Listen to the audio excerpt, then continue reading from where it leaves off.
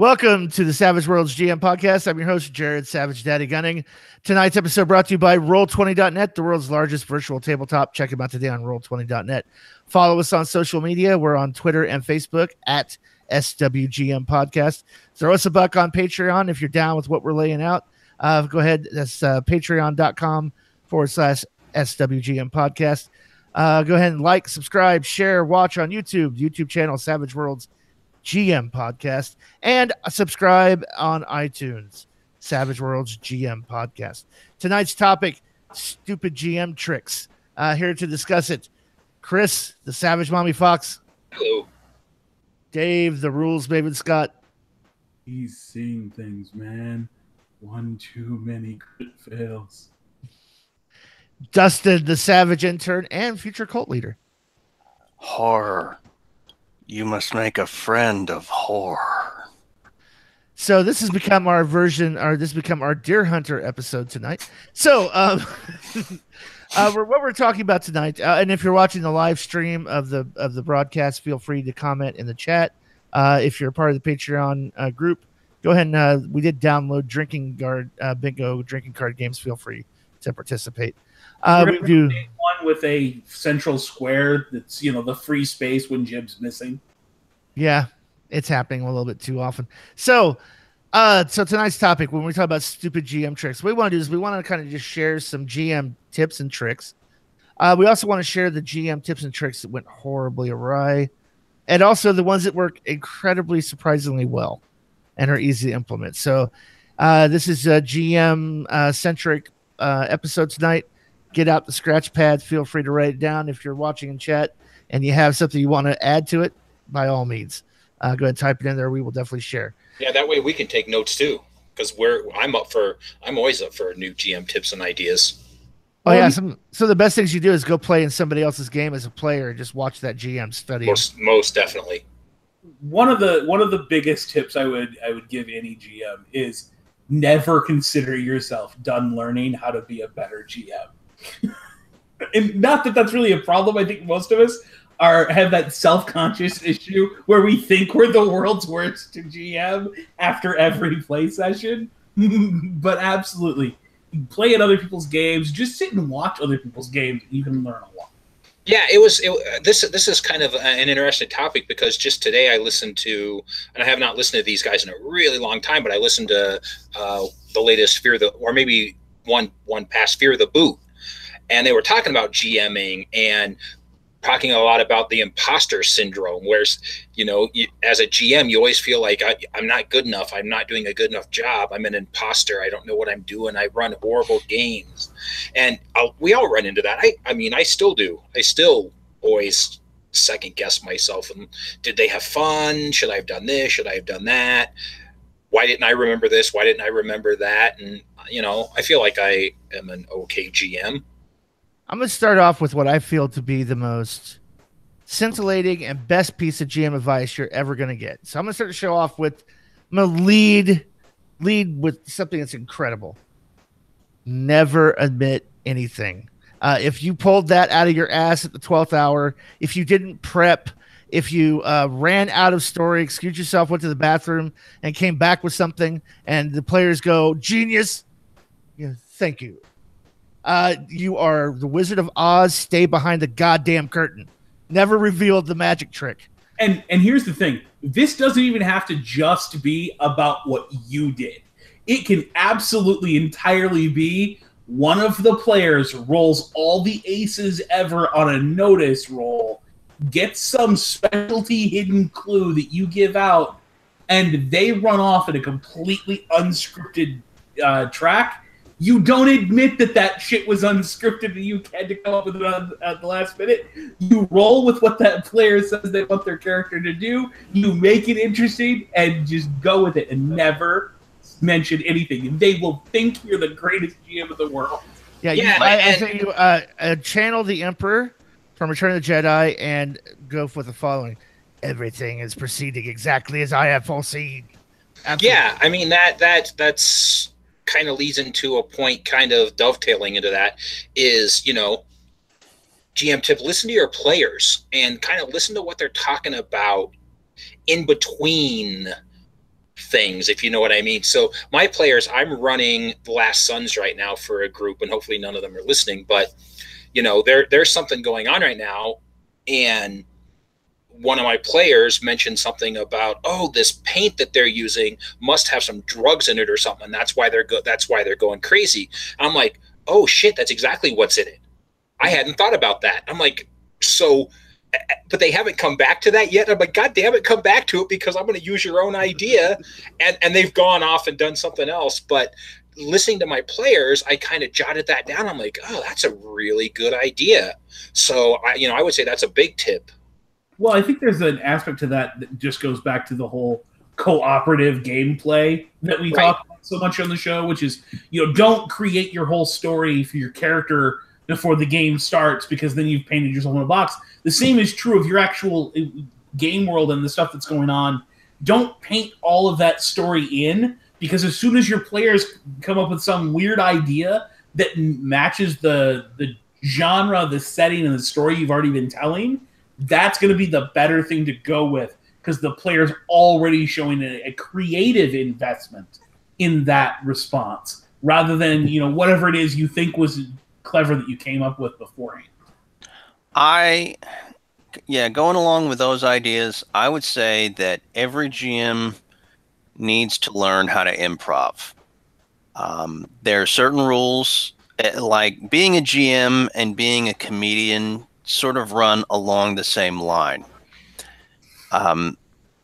What you do is usually you run by the rule of, you say yes and no but you sort of go with this flow. You don't slow down the momentum.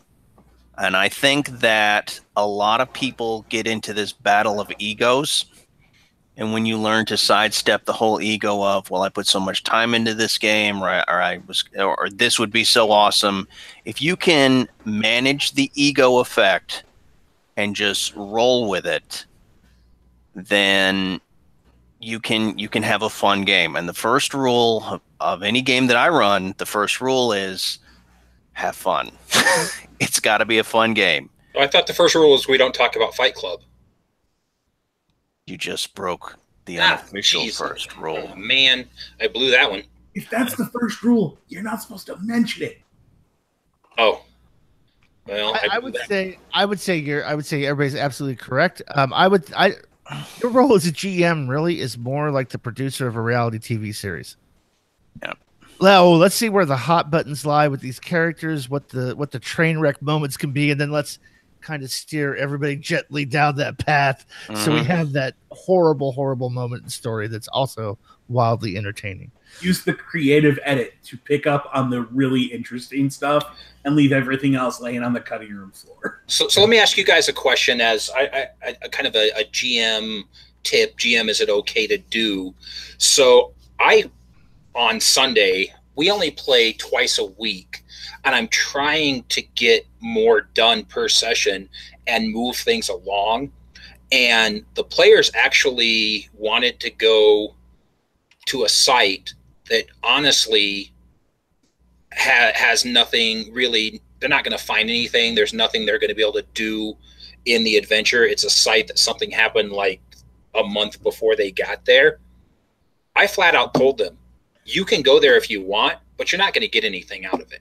So if you still want to go there, that's fine, but you're not going to get anything out of it. And they were fine with it because we moved the story forward. Is that something you guys would ever do as a GM?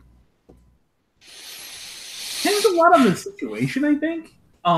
Because I don't ever want to snuff out interest in the world that the character lives in for the players. Like, if they want to go explore something, even if it's not connected to what they're doing, I want them interested in that game world, because everything they touch, they change. It's that whole law of observation in science, is that even by observing something, you have modified it in some way.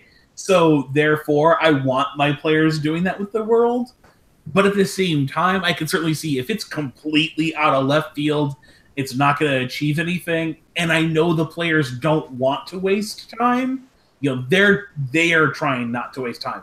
then I might, give them a hand wave scene of, yes, you travel off, you do that, you search the ruins, and then you come back. Yeah, because they had gotten a lot of the information that they were already going to get out of the town sheriff. It had happened a month ago.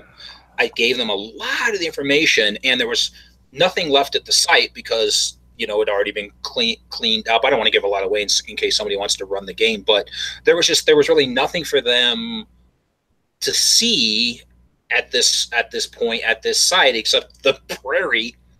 And we only play twice a month. We only get about 3 hours in per time, and we're not getting very much done per session because they're doing a bunch of stuff that's not going to be meaningful. And so I was trying to lead them to something meaningful, which I ended up doing. Well, to follow your first rule of steal from your players' conversation, metagames and conversations, I would say that I would try to handle it in a little bit more narrative fashion rather than a metagame fashion. So, for example, I would say, okay, so you visit the site, you don't find anything of any real significance for the reason you came here, but, let's see, I drew a spade. Why don't you tell me about your journey there? Oh, I drew a club. I would interlude them. That's a good idea. Then tell you what happened, and have it make it all as an off-screen, them, commiserating around a campfire on their way to the next town about what a waste of time that was, or what they found there, because you never know what story element you may be able to mine from that, and it feels less abrupt. It still feels like it's part of the collaborative story. Right. Yeah, that's a good idea. So we're getting a lot of people who are throwing in ideas, but we do actually have one that's a question that I want to touch on real quick from Art Fernandez. What do you do with a player when a player metagames from hearing something that their character was not present to hear? And the very first thing I want to say to this is depends. It really depends on the tone of the game, because I'm a very big fan of the fact that Savage Worlds enforces metagaming. You have that whole Benny mechanic that means you have to think as a player outside of the story what makes sense from a game mechanics standpoint as to whether or not you want to drop that Benny, and that's a huge mechanic. I'm not going to then tell you can't do any other form of gaming at the table unless it completely robs the tension or something from the story. Like, your character's on the other side of a divided wall and starts reacting to something you have no idea about. It might take away from the people who are on the side of the wall where that's happening. So that sort of thing I might, kind of frown on, but at the same time, it's that one's way too dependent on the situation, I think. I don't know. I feel like that's one of those points where you actually look at them and say, but how does your character know that? Right, and hopefully they're a player who's going to go, oh yeah, I guess my character wouldn't really know it. It's kind of that whole thing, though. I kind of look at that. You ask that one person for a notice check, and everybody wants to roll notice. Can I roll it? Can I roll it? Can I roll it? It's the same. It's kind of it's similar type of thing. They want to be involved, and so they may hear something their character wouldn't hear, but it's them wanting to be involved in what's going on in the game. I would how I see it. I would be tempted to have them do an interlude. Give me an interlude as to how you found out that information. That doesn't include another player character's actions. Because you can't describe somebody else's a character doing something that informed you. You have to describe how your character found out without touching their agent. Yeah, but my thing is I think, and he might be talking about a little more of, it's that spur of the moment thing. It's something that you've just said to another character in that moment that then that character wants to jump in on right away. And maybe there wouldn't really be a way to have an interlude because it's something that is just now happening, and that player character, not the player character shouldn't know anything about it.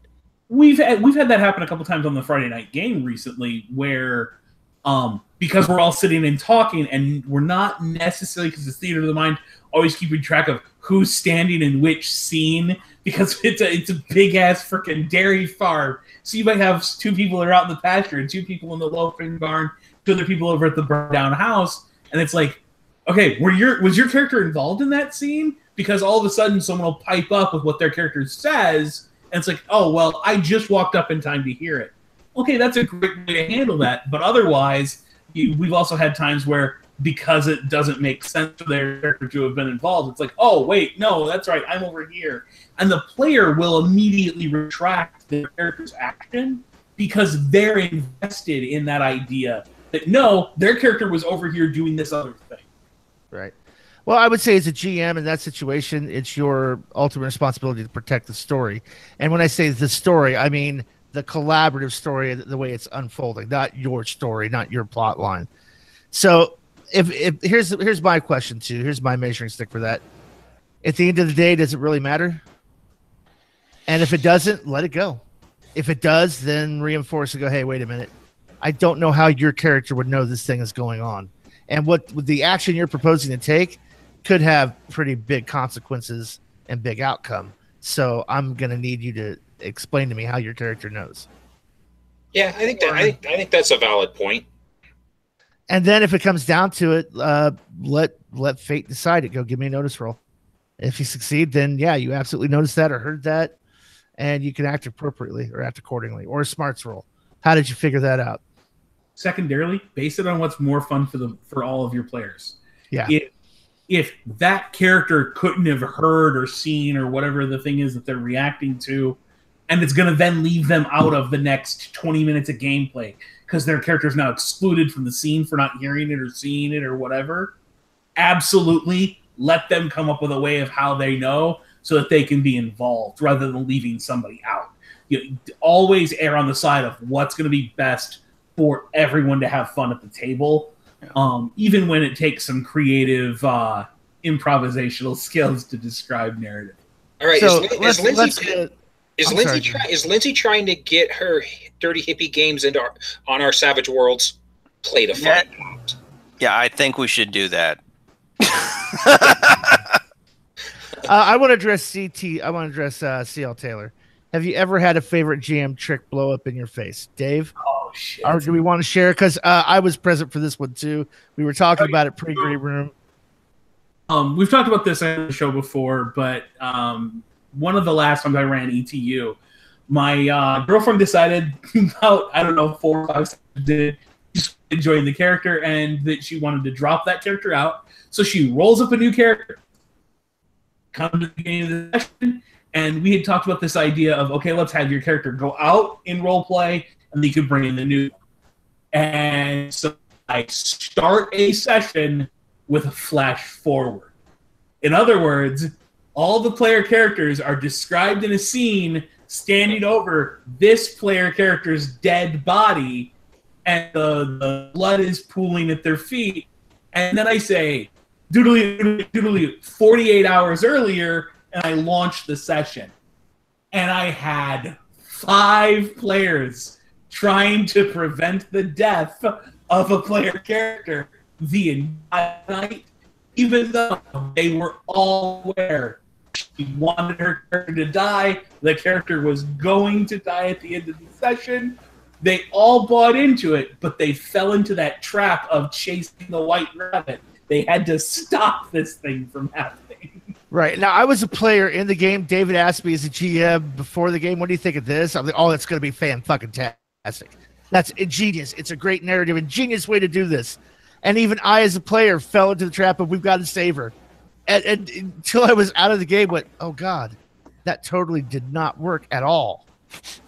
And the worst part of it was they were completely metagaming on this because there were no clues in the game that led to that, except for ones that they were trying to create with their role play. Like, they tried to go visit the gypsy in town to have her tell the future and stuff like that. Like, the players were trying to invent ways that they could find out about it so that they could act on this metagame idea of it's just absolutely one of the most horrible, like, great idea, works in every other form of fiction, does not work in a role-playing game. Yeah. Total Charlie Tango Foxtrot. Just forget it. Or wait, I screwed that up. Charlie Foxtrot. Whiskey. Clusterfuck. Clusterfuck. There, that's what I wanted to say. Yeah, just say it. Just say it, Jerry. All right. So I've had one blow up in my face. In my Deadlands Noir campaign, I had a guy that was effectively becoming the big bad of the campaign. And every single time I had him make a Dominion check, he would fail every single time. So he was rolling a -4. And so I thought in my mind, I've been trained by rote, okay, he's just going to fail this every single time. And it came down to this point where I needed him to lose. So I thought, I'll just have him roll for it because he's going to lose. And he exploded like 3 times. So that one point in the game where I needed him to lose the roll, he didn't. Yeah, I'll as far as blowing up in your face, I would say this. Early on, fudging dice being a thing. This is a GM habit as a trick. Like, I'm going to fudge these dice because I don't want that bad thing to happen. It's a mistake. It's an absolute mistake. Complete transparency as far as a GM trick. Roll out in the open. Let the players see that you just rolled all the explosions ever for the bad guy, and listen to assholes pucker. Yeah, I'm doing that. I'm doing that a lot now. Yeah, I don't put a screen up in front of me anymore. I just roll, and everybody's like looking, and I rolled 28 points of damage on my friend Tammy's character in Deadlands, and almost killed her again. So. I don't manage to do that to any. It seems like to anybody else's characters but hers. I've killed 3 of her characters in the time we've been gaming together, having killed a single character of another person. No, the dice spoke. Exactly, the dice spoke. The dice did speak. And I can't really think of something GM trick wise that's blown up for me. I'm trying to think of whether I've really had anything. I'll have to think on it. I will say right now, I can't think of anything. I did want to also bring up the point of a really good GM tip that Alec put the very first comment up there is pay attention to your character's skills. If they spent points on piloting, they expect to encounter planes. So include that. Include airports and airplanes. I like what he said at the end. He said, don't be a cock-block GM. Well, and I would say that's twofold. If it's a campaign or something of that nature, make sure you're paying attention to what they're putting on those character sheets and you're finding some way to include it because they're telling you what they want to have in the story. If it's a one-shot or even in certain campaign situations where like they pick, piloting in a fantasy game where there's just no option to use that. Right. Be upfront with them and let them know, hey, that's just not going to come up during this game. That's going to be a waste of skill points. Let them spend those points somewhere else. Be the GM that informs them. That's a session. Lead them into that bad, that blind corner. Oh, we're only going to run 5 sessions, and you're not going to get a chance to use that skill. Yeah, that's a session. That's a good session 0 tip. Don't be afraid to do that. I failed in a last Parsec campaign.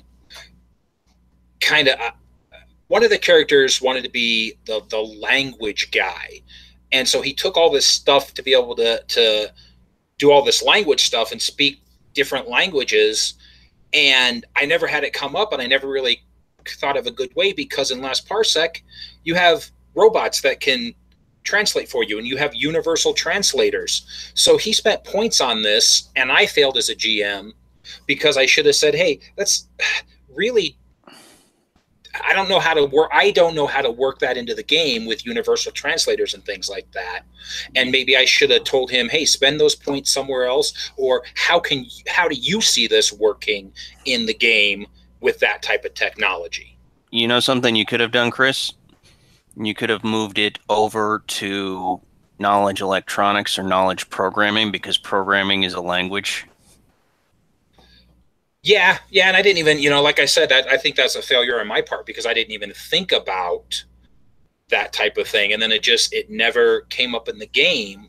And I finally told him at one point, I'm like, I'm struggling with this. I don't know how to get this part of what you wanted your character to be into the game. And, we just kind of just let it go to the wayside. And we finished the entire campaign, but I don't know that he ever really got a good feeling of, hey, I got to do what I wanted my character to do. Well, the answer to the question is in the question, Chris. If you're saying that the problem with him being a multilinguist is the fact that there's robots and universal translators, that shit needs to get broken. Right. And it's a survival moment, or it's something that's outside the purview of the machines. They just can't process it. Or they crash land on a planet with too much radiation, and then the universal translator matrix will establish a blah blah blah. So he's got to figure out this brand new Xeno language. Right. Yeah. There's lots of things I could have done. There's kind of ways to do it. Some of them are heavy-handed. I'm going to say this, and it's not going to be a popular opinion. With this, it's my job as a GM to bring every skill you put on your character sheet into play in the game. Not so much. My situation is this. My default position is this: build a character based on your concept. Let's talk about your concept and how it fits in this campaign in session 0. Yeah, okay. I'm going to call you on this one because I completely agree with the whole build by concept idea. The problem is that as a GM, you're an asshole if you pound them over the head to build by concept and then still don't give them a chance to let that concept shine. If I'm going to be a chemistry teacher and they take the knowledge they take the knowledge skills and the persuasion skills and all that to be a teacher, and then you never put them in a situation where they can teach or they can utilize any of that, it's still an asshole GM move. Well, I think part of it's on the player. So follow me on this. Let's use that example. You're a chemistry teacher. We're in a zombie apocalypse, and you were a chemistry teacher before. When we go into a household, and you don't go, hey, is there bleach? Is there Comet? Are there household cleansers that I can make a bomb out of? It's my job as a GM to say at that point, absolutely. Yes, there are.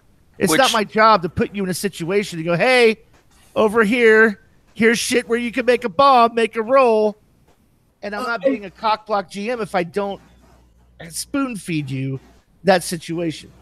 Speaking of horror situations and zombies, Lindsay Johnson posts, with running horror games, what GM tricks do you use to get your players invested, allowing them to get invested in horror and not in playing the hero? So before Jared takes this entire part of the show over and he gives a nice 20-minute dissertation about all the things he's done in Dead End. I've got it down to a tight 10. Go ahead. I do want to say this. There's a couple of things you need to decide early on as a GM when it comes to running horror, and that is, are you running a thriller horror, or are you running a traditional tension and release? Because if you're running a thriller, that is the best opportunity to let them be fucking heroes in a horror setting, because it doesn't matter how good they get, you're going to ratchet that tension higher, and then you ratchet the tension higher. There's this constant idea that we have to, downplay and weaken the player characters for a horror game to be fun. And it's just not true. You can be the most badass people on the planet, and if you're dropped, if you're all scooped up by aliens and dropped on a planet where you're going to be hunted by predators and aliens, it doesn't matter how badass you are with your little knife. That's an alien with acid blood and a laser on his shoulder that launches missiles. You're done. I'll say this with horror. There are so many different flavors of it. You have to kind of, as a GM, take the temperature at the table. Are we playing? Okay, so let's say we're playing zombies. You can come to the table and go, "Hey, we're going to play a zombie campaign." Great. To me, zombie means George R. Romero, slow shambling. You never get away from him. End of the world apocalypse, survival horror. It's not about the zombies. It's about humans competing for resources and dwindling resources. And you're constantly just a constantly slow march to your inevitable death. Yeah. Same thing if you're running The Walking Dead. If you're running a Cthulhu game, same kind of thing. You have to have that buy-in from the people at the table. But more than anything else, as a GM, you have to have a very clear picture of what that is that you're doing. Nothing wrong with allowing the player characters to be heroes. They want to play heroes, let them be Rick Grimes. Doesn't matter two shits. You establish that world. If you go, I'm running a survival horror game, let me take a look at Savage Worlds. Okay, taking wounds should mean something because it's part of your resource to survive. Your ability to fight, move, and do things matters. So guess what? Bitches don't soak. Go ahead, take the wounds on the chin. Bitches don't soak. In this game, you don't soak. Oh, in this game, I'm going to really, really, really bring the thirst and hunger and weather, environmental hazards into play. You're going to be looking for food when it's dramatically appropriate, things of that nature. Now, you can still be Billy Badass. You can still be Daryl in that equation and run in that game. But when you play the hero in a survival horror game, you run the risk of getting a case of the deads really fucking fast. And the player who wants to be the chip on his shoulder, Daryl or Rick Grimes, needs to understand what that means and what that consequence is in play. And then the flip side to that is take certain hindrances and double their payment to the player character. Yep. You want your players to want to be a Rick Grimes or a Daryl character in an environment where that is going to kill them. Then let them get double points from taking hero. Let them get double points from taking loyalty, and then enforce that at the table. That's that point where you go with the Benny bribes, and you go, hey, you're heroic. Are you really going to let the kid die that's about to be piled on by those 20 zombies, or are you going to run in and grab him and try to get out of the pile with him? Right. Oh, look, that kid just ran across the road into that empty field and is being chased. You're loyal. You're really going to let your friend's son die like that in the woods? And then, give them that extra Benny to run off and put themselves in a really bad situation. Right. Now, let's say we're running, for example, we're running Camp Blood, Friday the 13th style, maybe mini campaign, 2 or 3 one-shots. I, as a GM, would create genres. I would create settings in that game, setting rules for that game that reinforce a lot of the tropes of that. So, for example, I would use blood and guts all day long. Jason would be invulnerable with a weakness, so you could kill him over and over again. He'd keep coming back. Isolation should be big. Almost everything should happen at night. If it happens during the day, it should be in a very thick forest with nobody around for miles. You should not have access to guns and things of that nature.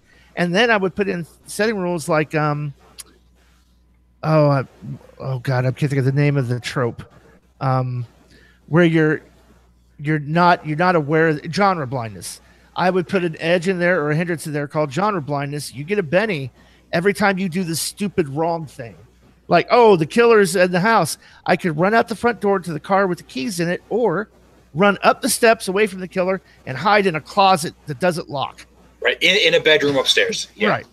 So when you do the genre blindness thing as a meta thing, here's your Benny to hopefully help you survive that. There's a car running out front. Why did we run to the woodshed that's full of saw blades? Right. Or as a side benefit of that, when you run, you have to make a -4 penalty not to fall and trip and break your ankle.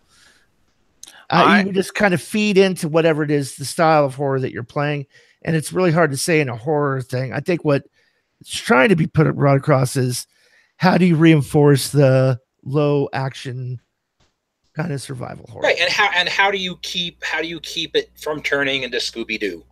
That's what I find a lot of ETU, unfortunately, turns into Scooby-Doo. And I just listened to an interview with Preston DeBose from 12 to Midnight, and he was saying that when they play ETU, they play it serious. He said, yes, there are giant chickens, but those giant chickens are there to fuck you up.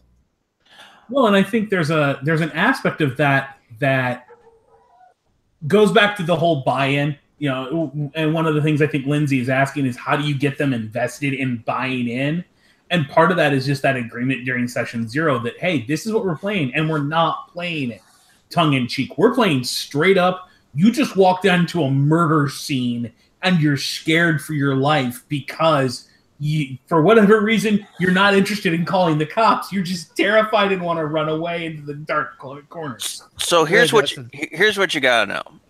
There's different levels. There's like horror has shifted over the years because originally horror was very emotional, very visceral and primal. The most frightening things were in the dark because we couldn't make out their shape. Sometime around the late 70s, early 80s, and into the 90s, horror became like splatter. It became slashers. Splatter porn. And then in the noughts, it became like murder porn, like the Saw movies. Mm-hmm. Yeah, torture porn. But so if you really want your game to have a horror bend and you want to go back to the original concept of horror, you have to figure out what is emotionally terrifying. All right? So things like the little kid grabbing you by the hand and saying, hey, come with me. Things like the old lady looking out from the window, just staring at you. Things that aren't violent, but are off. Right, little kid giggling. You can just hear it giggling. So, yeah, what you're talking about, Dustin? Uncanny Valley. Yeah, reach for the uncanny valley. Yeah.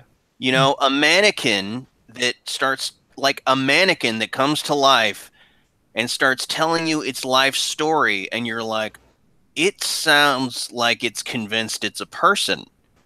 A possessed mannequin, maybe? I don't know. And this is why, so the Uncanny Valley, just for anybody who's never heard the term, explains why a lot of people are terrified of clowns, for example.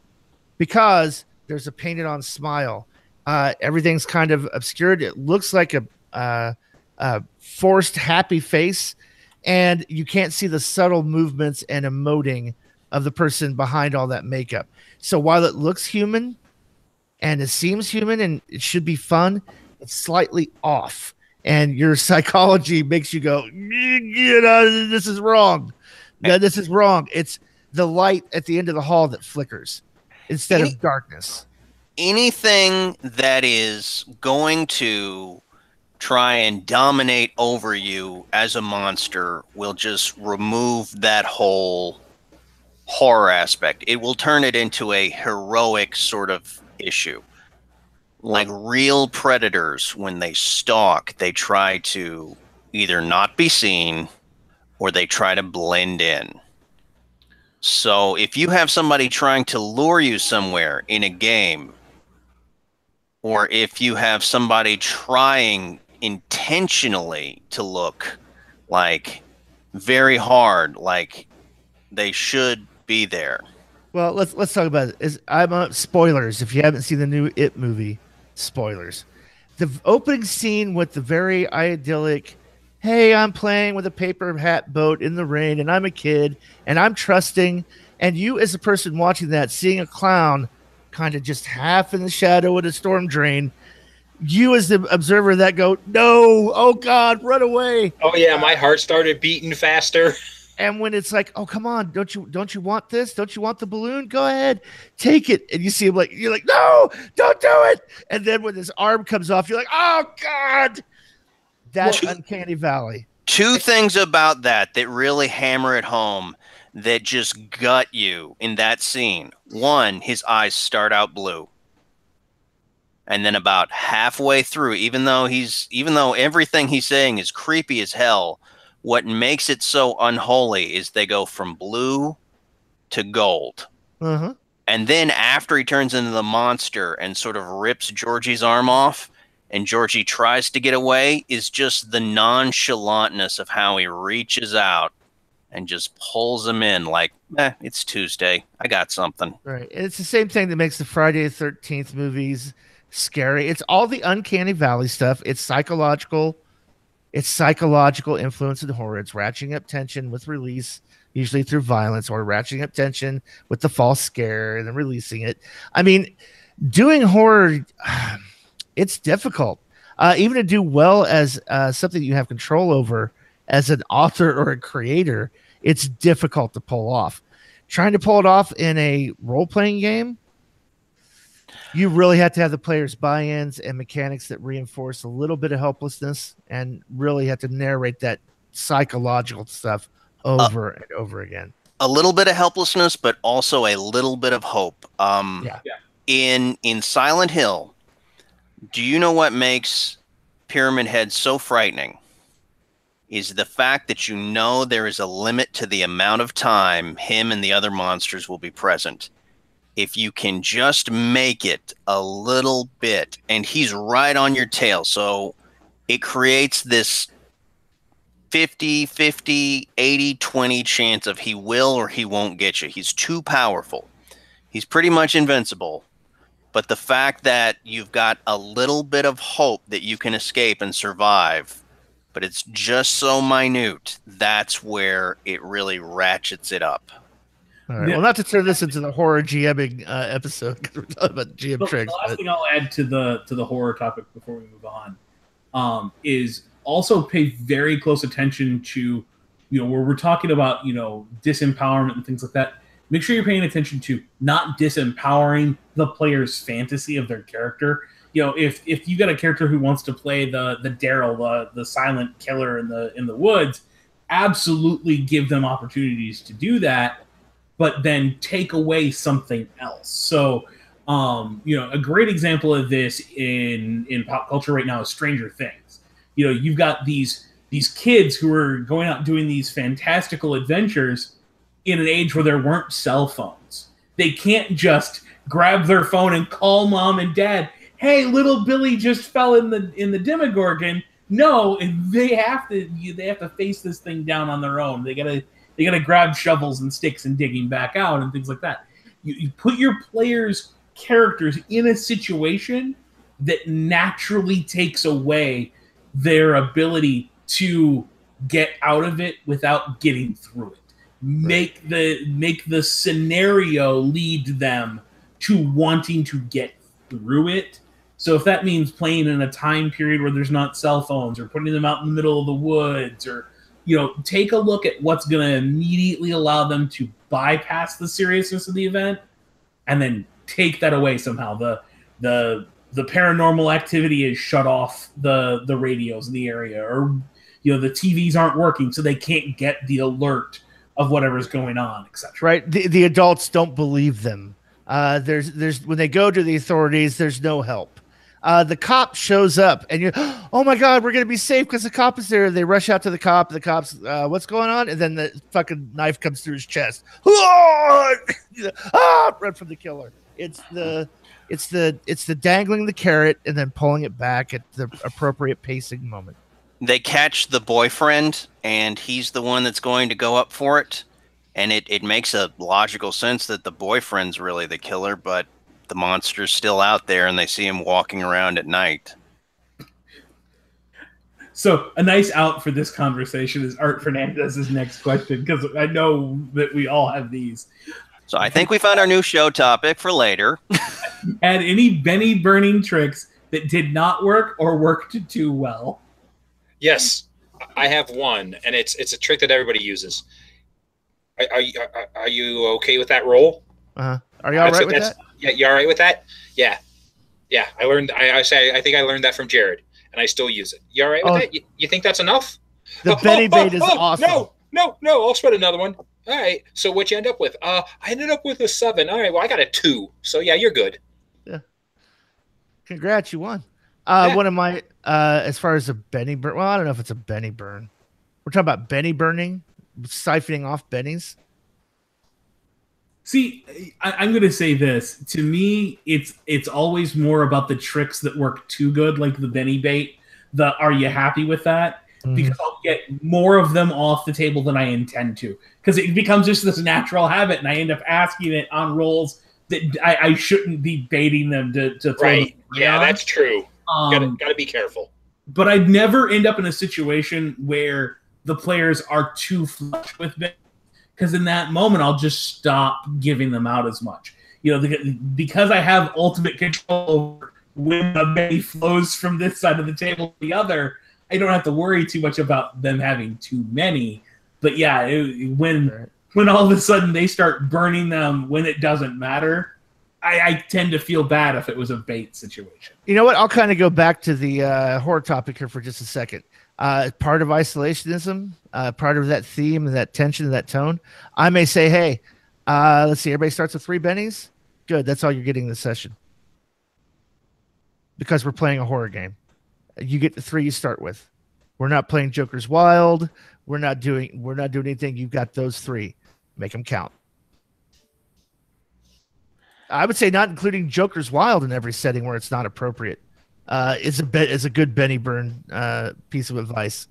I know everybody loves Joker's Wild. I know everybody just is in love with that setting rule, and that most people think it's used so much that most people who are not familiar with the rules think that's part of Savage Worlds, just like the card initiative. Yeah. And what? Oh yeah, like in our zombie game when we first get a couple people players on our Friday night. There's no Joker's Wild in that setting, and they'll go, "Oh, I got a Joker! Yay! Everybody gets a Benny." I'm like, "What game do you think you're playing?" Right. There's no Joker's Wild setting here. I tend to just throw a whole lot of mooks, but I also tend to give out a whole lot of bennies. I mean, my players will end up with double-digit bennies. Like the last one shot I ran, one of my players had 12 or 13 bennies at one point, and I'm like, cool, run with it. This is kind of a meta Benny burn. One of the things that I will do whenever I'm rolling an NPC, we're rolling an opposed task, I will spend bennies to get the highest result I want to get. So if I'm making an intimidation roll and I know it's going to be opposed and I'm setting the target number, I'll throw a couple bennies on it in front of the player to go, yeah, 18, beat that. And they will burn bennies like crazy to get to it. Or the end result of that is it's a crushing moment and their wounds coming. So there will be bennies burnt to soak rolls, to soak wounds. One thing I will say when it comes to the Benny burn too, play all the rules. If the players are getting a lot of bennies stacked in front of them, then when they make an impassioned speech, make the persuasion roll. That gives them another roll that they may decide to benny. When they're making that tightrope walk, make them face the high wind, which is causing the wire to sway. Play all the rules, use the hazards, use all the skills, make them roll for those things rather than just hand waving away that it happened naturally, because that's in and of itself a Benny burn. But again, be mindful that you're either not slowing the game down unnecessarily or draining all the bennies off with all these different rolls that have that chance to go horribly, horribly wrong. Right. I would also say, too, with your NPCs as a GM trick, but this is more of a piece of advice rather than a trick, make sure you're giving them all the benefit of the rules as well. So if they're attacking somebody with a club who does not have a gun or anything else, unarmed defender rule for the player character you're attacking is huge. It basically gives you a +2 against that player character who's not armed yet, didn't draw a weapon, and you're hitting them with an NPC that is. Oh, absolutely. Use all the rules. And I think it's one of the most overlooked ones. People don't think about unarmed defender because so many GMs hand wave it and say, no, it's not heroic or epic enough, so we're not even going to deal with the unarmed defender. And I don't hand wave it. I just flat out always forget about it. I don't even, to be honest with you, I don't even remember what that rule is. I forget it so often. I'll have to look that one back up because unarmed defender loses some of their parry. Yeah. It's the same as being prone, basically. Their parry is reduced by 2. By 2, okay. So if you have no fighting, if you don't have fighting as a skill and you're unarmed, then you've got a parry of 2? Which becomes 0 if the opponent is armed. Yeah. Yeah, you pretty much, if you're an unarmed, if you have 0 fighting and you are unarmed, then pretty much anything can auto hit you. You have an effective 0 parry because your parry's 2 for being no fighting, and you are unarmed. Now your parry's reduced by 2. Now you're -2 when I put you on the floor. And when I drop you prone. It's really just a question of, did the opponent roll a crit fail, or were they going for like a called shot head and then miss? But I think there's an aspect to the whole run all the rules that also gets forgotten. You want a quick way to draw bennies to the table? Have your opponents against the player characters take cover, even in melee. Here's the thing. Cover is a universal rule. It's not only for ranged attacks. You have to look at the deluxe edition and later of the rules, but cover was taken out of the ranged attack section and made in its own section because it applies to all attacks. You absolutely can hide behind a tree when they're swinging an axe at you, and that makes you harder to hit. And there will be bennies spent to hit you. Now, the other great thing about that, too, is it's part of movement. You can move in and out of cover as part of your standard movement, which is a free action. So you can start behind a tree, pop out from behind it, punch somebody, and then stand back in front of the tree and do one of these back and forth. And, yeah, you can move in and out of cover as part of your normal movement as a GM or a player character, for that matter. Yeah, I think that people don't understand that the whole Benny economy, part of it, a big part of it, is running all the rules and all the negative modifiers and positive modifiers that apply. Oh, it's a moonlit night, and I'm in a forest. Okay, so I'm going to run across. You are? Okay, that's I'm gonna need an agility roll because you're crossing rough terrain in the dark. There's a chance you could fall for bumps and bruises before you even get to your target. Go ahead. Oh, and then when you get to him, oh, look, keeps stuck behind cover. He's running from you behind trees. Well, and we've talked about the whole, when they're making a notice roll, tell them what's on the other side of that notice roll. Sure. You want to watch a player drop bennies fast, tell them what that dice roll means. Hey, give me a notice check to spot the guy who's just snuck into the camp. Hey, give me a persuasion check because the guy you're talking to secretly wants to kill the party and you're trying to talk him down from it and don't even realize it. And all of a sudden, you'll start seeing those bennies at the table because you've just told the player this roll matters. As soon as you tell them what that roll is actually about instead of obfuscating it, you get more player buy-in to that mechanic, which draws right. You'll hear this all the time from the suspicious player. Wait, is this guy lying to us and trying to sell us a bill of goods? Go, you know what? That's a good question. You get the sense that he is. He may be. Give me a notice roll opposed by persuasion. Are you happy with that notice roll? Because it's opposed. You're setting the target number against his persuasion. Oh, look, his persuasion just daunted you. You just spent 3 bennies trying to get a high notice roll, and he rolled higher on persuasion. When you get to that point, bait the player as well. So let's say, for example, we're trying to make this trade with the miner and Deadlands. I get the sense that he's lying to me about what's at the end of this trail, or he's not telling me the whole truth. Okay, give me your notice roll. Are you happy with that? Because you're setting the target number. No, 6 isn't good enough. I want to raise. Okay, so they spend 2 bennies to get to an 8. You go, awesome. Now I make my persuasion roll, and I get a 7. I'm the GM. I'm going to re-roll that with a benny until I get a 10. And then they can still sit there and go, oh, I don't know if he's lying to us. I'm not sure if he's lying to us. Holy shit. Can I try? No. You had your bite of that apple. Maybe he is. Maybe he isn't.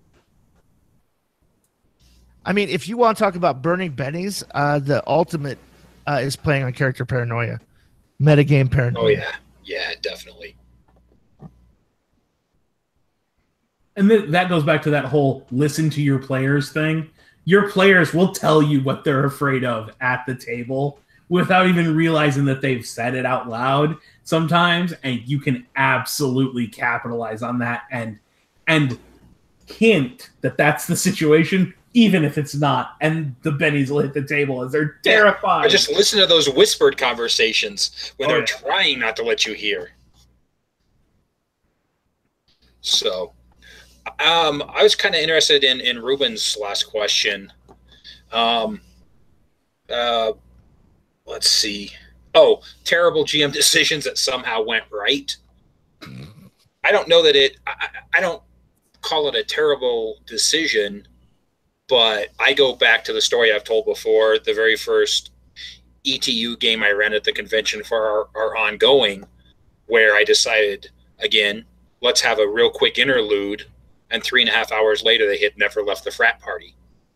That was a GM decision I made that was going to be a 10-minute interlude that went terribly right, because it turned out to be an awesome game. Yeah, going with the flow of what the players want to do. I think probably the biggest GM tip that has really freed me up as a GM is I work in the problems department. I have no idea, nor do I care what solution the players are going to attempt to provide. I don't have the answer to this puzzle. I'm just going to tell you, you walk into a bar, brawl breaks out, or, oh, there's this really interesting mural on the wall, and the bartender seems very, very nervous about anybody walking around with weapons. And then you just pull that plot grenade, throw it in the middle of the room, and sit back. I don't know what they're going to do with that information. They can completely ignore it. I'm fine with that. But I know as a GM, if anybody spills blood in this tavern, the mural comes alive with the demon reaper. And that's all I've set up as a problem. I know what the situation is in this bar. I allude to it, narrate it, and then let the players decide. And if the demon shows up, well, then the demon shows up. I've got quick stats for a demon. I tend to take something that's out of place and sort of highlight it like Chekhov's gun. Like in one of my Deadlands campaigns, I had a gun that was a Colt 1911. And my players, they started laughing at me because a Colt 1911 is further in the future. And so they start making jokes, and I'm like, that's right. And then they stop, like there's this dead silence, like, wait a second, that's not the answer you get when you make a mistake. So then it creates this seed of curiosity of, well, he didn't react the way we were expecting him to react. So if you have an NPC that is supposed to act a certain way that doesn't, you can build an entire story off of that one mistake in terms of how they're going to react. I want to address Russ's dumbest trick that works more often than you think it should. I'm going to talk about one that works less often than I think it should. So I'm going to flip that script on that one. Trying to give your NPCs stats to overcome the player characters or get an I win situation, like having an asshole NPC show up as a wild card with all the shooting edges ever, a shotgun, and a D12 shooting, and then rolling for fucking shit and can't hit anything. Don't rely on the mechanic to try to sway the outcome to your advantage. That never works. First of all, don't be the dick GM that designs a wild card against the player's weaknesses. Yes. Just a point of clarity. But two, yeah, it's good. You're going to fall flat on your face. Though I would say, more in the spirit of the question, he's saying, the thing that works more often than it should. Oh, I'm aware. I'm just going with the opposite.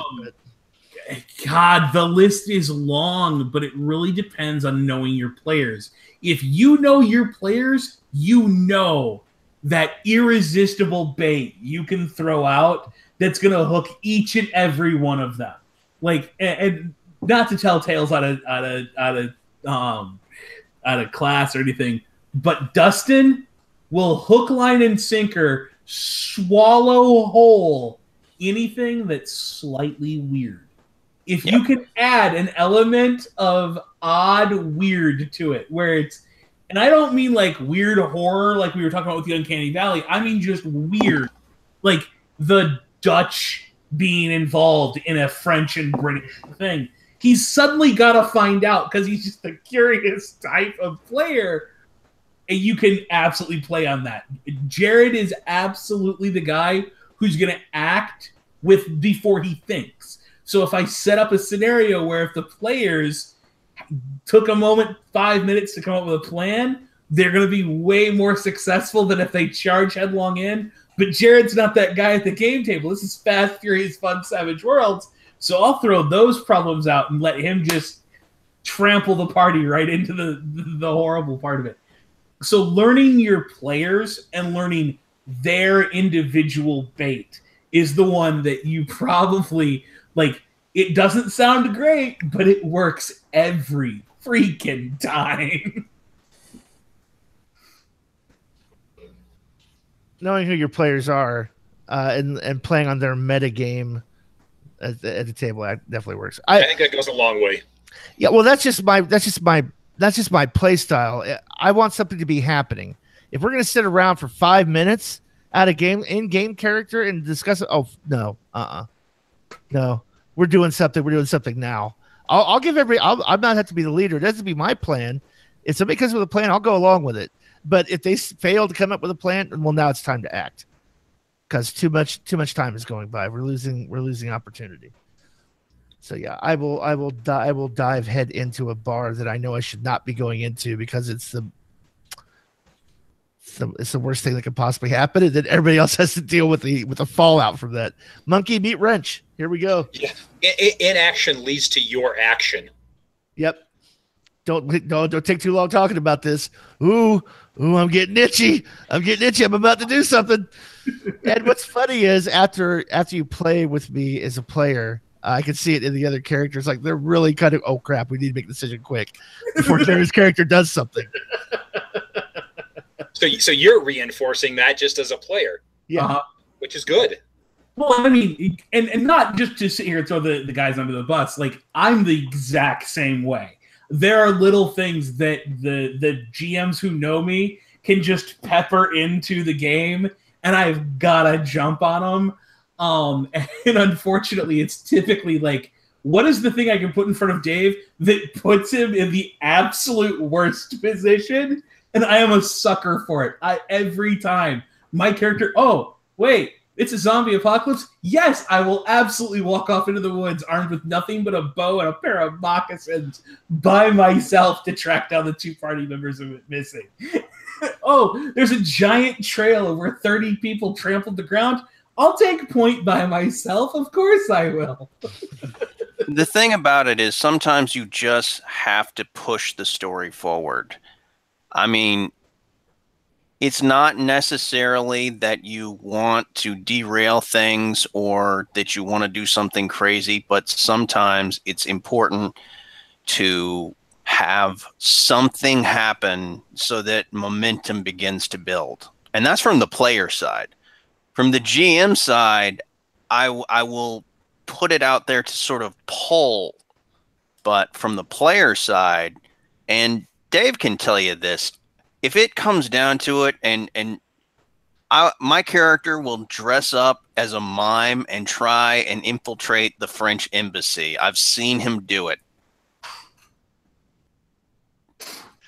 Well, I'll put this out here too. And Dustin can attest because a while back I was suffering from some GM burnout, and Dustin politely offered to let me into his Deadlands game. Despite the warnings from Dave and I, you don't want to do this. This is a bad idea. You need to be prepared because Jared will wreck that game. He will just wreck it. I was nice. He invited both of us, and I told him, you're absolutely not doing that, and I dropped out. But I would say this: it's part of my play style too. I don't create cautious characters. I don't play cautious characters. I don't play fighty action heroes. I play quirky characters, like incredibly quirky. The ETU football player who's a Chuck Norris fanboy who's trying to model his life after Chuck Norris, who makes every decision with, well, what would Chuck Norris do? That's what we're gonna do. So, I mean, knowing your players, I think, is a really good piece of GM advice. Knowing who your players are, what their play styles are, how they intermix. You know what roles they're going to end up playing in the game. So you end up knowing what's covered.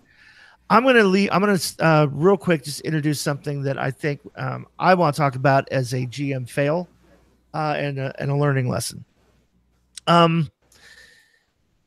It's okay at some point as a GM when the player stuff starts to get a little out of hand, to step in and kibosh that shit.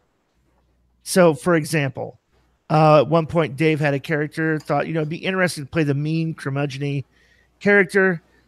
Wasn't working in the group dynamic at all. So, Dave was obviously trying to swan song his way out of the game. I saw it happening and unfolding. The other player characters rose up against him because he wanted to hijack a car.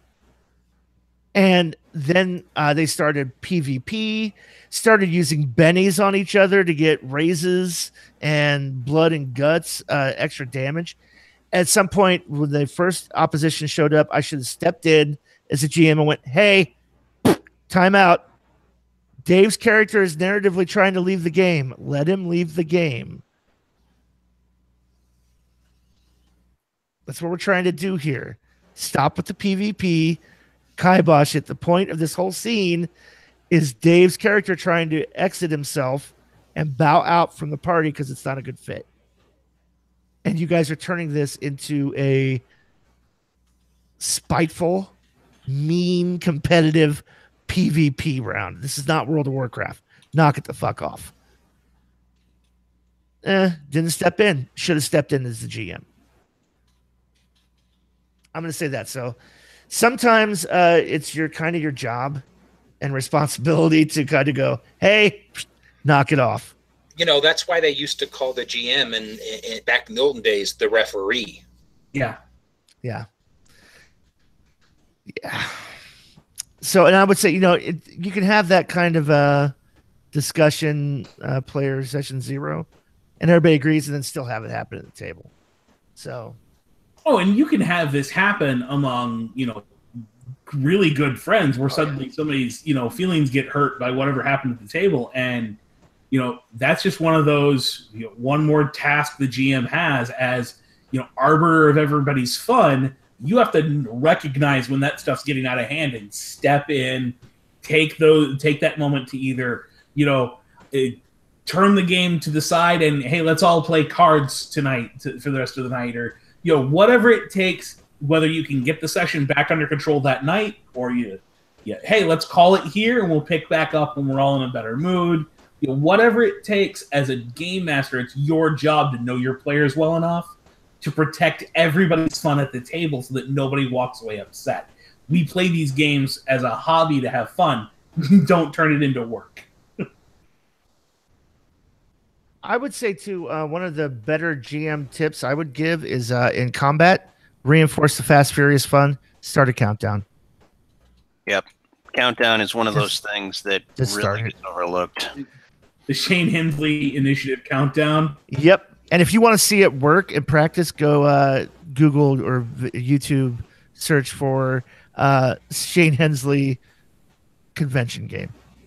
You will see there are a bunch of foreign national players that don't speak English very well. And he's just like, what do you do? There's a tentacle that comes out of the river and it's flopping around. It's your turn in the action initiative. What do you do? He gives him a 3 count in his head and it starts going 5, 4, 3, 2, 1, smacking on the table and goes, you're on hold. Next. And just to see the look on the player's face is like, but I guarantee when it comes back around, they're like, I've got my gun out. I'm shooting. They know exactly what they're doing. So good piece of GM tip. Don't try to another GM tips real quick. Let's just kind of rapid fire some GM tips here for newbies. Do not try to balance encounters. Get that out of your head right now. There's no secret formula for how many wild cards versus how many extras, because there's this thing called bennies and exploding dice. There's no way you're going to even-handedly calculate that. Balance it for the story. Balance it narratively. What should be here? Are we breaking into a cultist army fortress? Well, then there's 100 cultists, and they're all extras. Another great way to ratchet up tension in your game, regardless of the game you're playing, if you want a scene to be more tense, more opposed rolls. It doesn't matter, whether it's, notice versus persuasion to tell or telling a lie, or that it really doesn't matter what the opposition roll is. Call for more opposed rolls. Opposed rolls cause more butt pucker than hey, beat a 4 with a -2. Okay, you're going to do that? Well, here, let me set the target, and they have to then wait for that die to stop turning, and whether or not you're going to spend a Benny. There's a lot more build-up and release. When those happen, it leads to a bigger payoff for those moments. I think something for me, and I know Jib says this, for planning and keeping things, in order, taking good notes, OneNote is your friend. Yeah, OneNote's a good system. There's no doubt about it for putting. I'm going to use it. I'm going to use it for my Deadlands Noir game that I'm about to start in May. Stop calling for rolls that aren't necessary or needed. Right. If a player is my concept is, I'm a master equestrian. I've been riding horses in competitions and national competitions since I was old enough to walk. Okay, I don't need a riding roll for you to cross the field.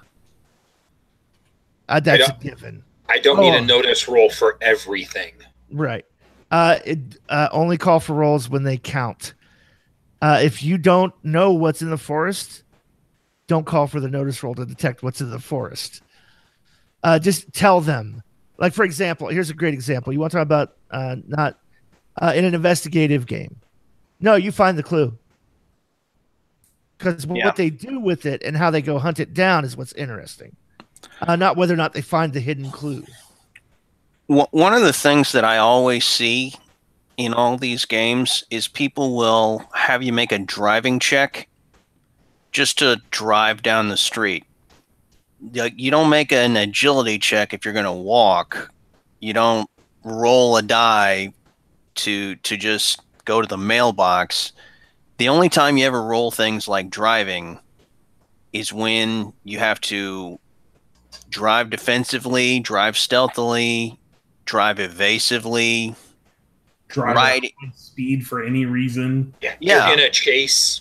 Now, and the opposite of that is I've created an elderly character who grew up in privilege and never learned to drive, not interested in driving. If that's my concept, well, then I'm going to request an unskilled check for you to drive across the parking lot. But I'm saying you make it relative to what's going on. I would say the other good GM trick, best GM trick in my whole bag of tricks, is give player characters full narrative control over failure. You tell me what, and you lead it. You do it a leading question. You go, you tell me what just went horribly, horribly wrong. You got a critical failure. You tell me what went horribly, horribly wrong. And I'm going to trust the player. I'm going to point back to Russ's whole dumbest trick that works more often than it should. This is it.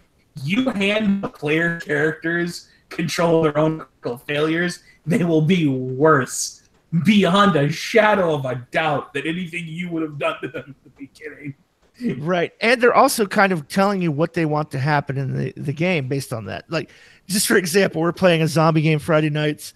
Dave's character comes across the scene in the woods with one of the player characters and a dead NPC that the player character skull when she turned.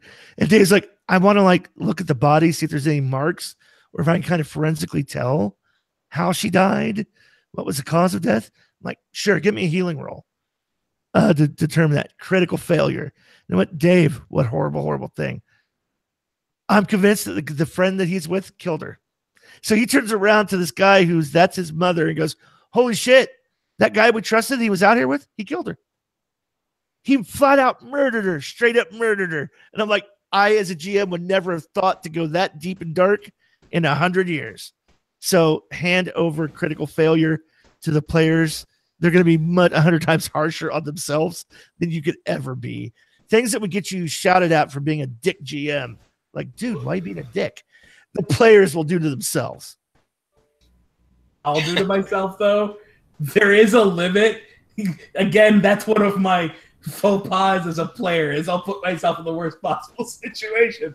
And I threw a a player's former character under the bus for this one too. So I really took that one a little deeper than probably even Jared should have allowed, but it was pretty damn good.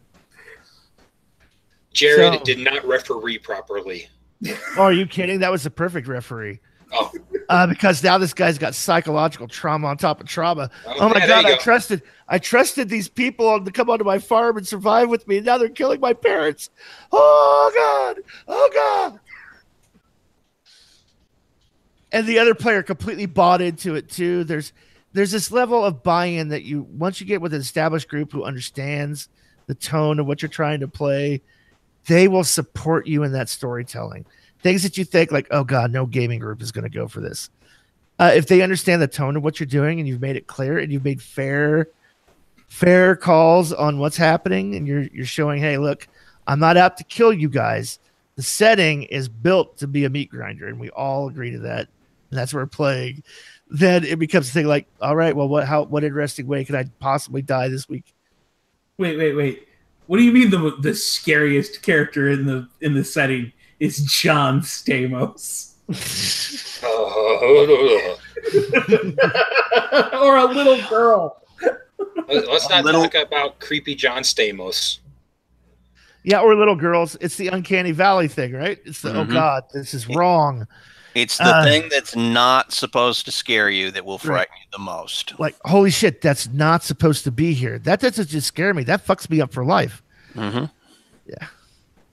All right. I see Chris. I know Chris is about to turn into a pumpkin here. So I'm David Pumpkins. He's Pumpkins. All right. So unless we have anything else in the viewer chat we want to address very quickly. Nothing I think we're going to touch on. There's been a lot of great feedback. So if you're in chat, make sure you've been reading some of those. A lot of, especially early in the stream, we had a lot of people throwing their own advice into the channel. So excellent. All right. Well, then on that note, we'll go ahead and close it down. So until next time, this is Jared Savage, Daddy Gunning for Chris, Dave, and Dustin saying keep rolling and stay savage.